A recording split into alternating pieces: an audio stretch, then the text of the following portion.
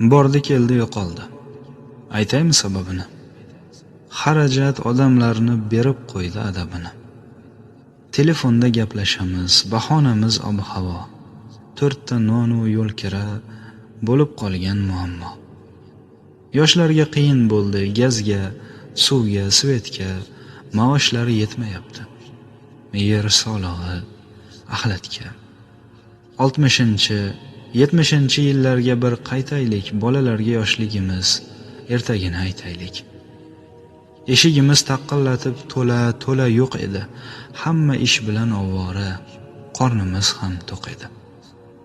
Obkash degan narsaga chelaklarni ilardik.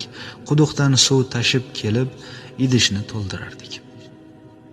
Tanchaga cho'g' olib kelib bosib qo'yib kuliga 1 kilo un berardi, buxonkani puliga. Hamma